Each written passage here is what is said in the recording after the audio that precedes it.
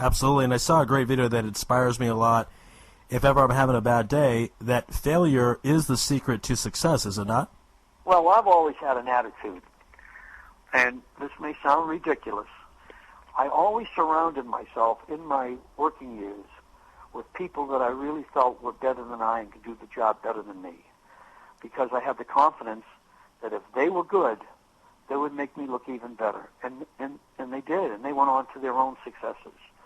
But more importantly than that, you have to have a product you believe in. You have to people. People are the key, Ari. If you have people that you can trust and they trust you and they believe in you, there's nothing that can't be accomplished. It's just like the Israeli army. We believe in the product.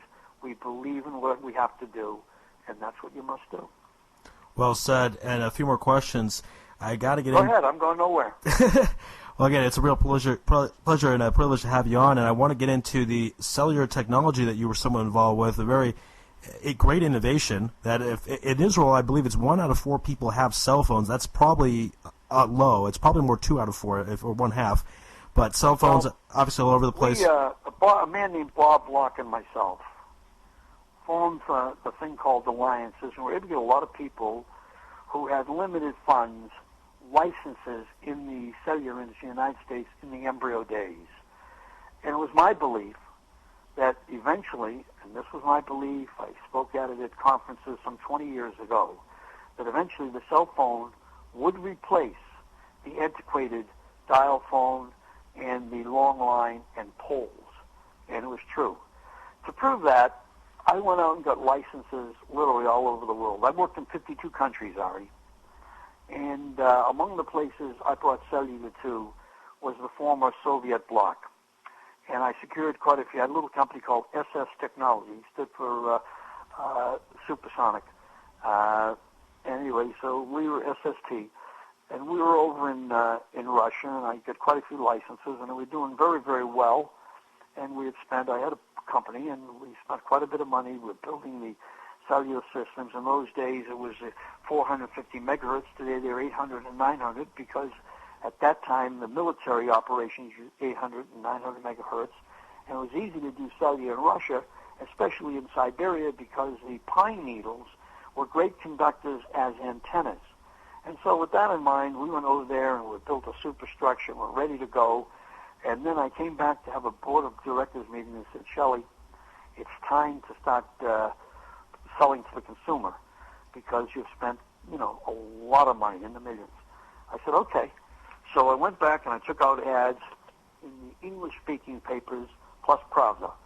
And I'm sitting in my office and people started to buy licenses to these. At that time, they were much bigger than they are today in size. I was in my office one day on the 8th floor of the Slovenska Hotel, which is next to the Kievska station, which is the North Station in Moscow. And I'm with my associate, a fellow named Milt Ganley, and all of a sudden there's a knock at 8 o'clock in the morning on my door.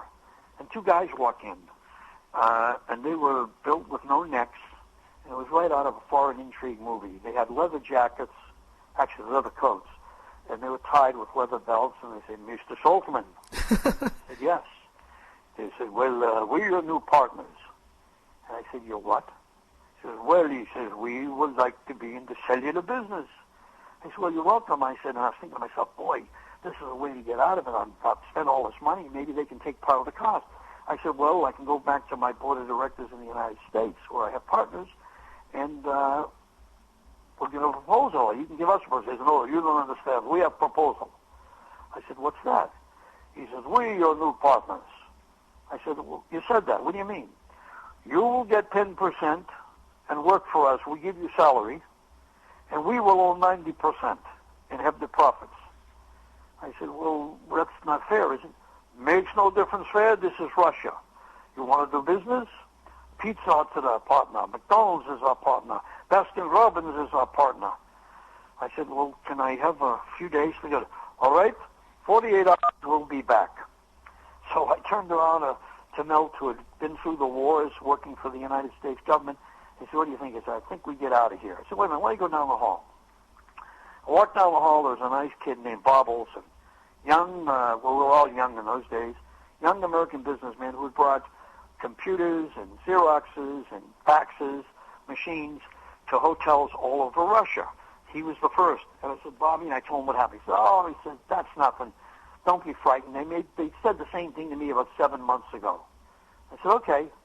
Well, as soon as I went back to my office, it took me maybe 10 minutes to pack my bags, leave Russia, and never go back. And my board of directors understood. Segueing forward about 7 months later, I was reading the Los Angeles Times, and I picked up the front page of the paper, and it says, his name was Paul Olson, not Bob Olson. Young Orange County businessman Paul Olson cut down by unknown assailants with his bodyguards in front of his hotel. Wow. He called the Ramada, but it used to be the Slovenska. That was the same guy who told me, don't be afraid. So here, discretion was a better part of value. Yeah, that's for sure. Wow, what a sad story, but thank God you got out of there. It wasn't. It was a lesson. It was an object lesson. You see, in life, you find out there are many material things. But, Ari, I'm here to tell you material things, they help, and they give you all the comforts, but they can't make you happy. Absolutely. Absolutely. It's other things outside material things. The saying is the best things in life are free, right? Well, that's not necessarily true, but, but that's a good saying. A couple more questions. Now, when you were part of this huge invention in cellular phones and how it's going to transfer the whole world, you got to travel, like you mentioned, 52 different countries. You met a lot of world leaders and very influential and important people. Tell us some of those stories. I mean, I know it could be days of all these different tales, but any particular leader kind of stand out in your mind? And oh, they all do. They all had outstanding qualities. I'll tell you, I played tennis on a few occasions with Boris Yeltsin. He was always my partner. We never lost a point. I wonder why. Anyway, he was a big man. He had been on the national volleyball team at one point. Wow. But he was always shikha. But boy, he was a good athlete, and he was an interesting man. And when I was with Fox, Princess Grace was on our board.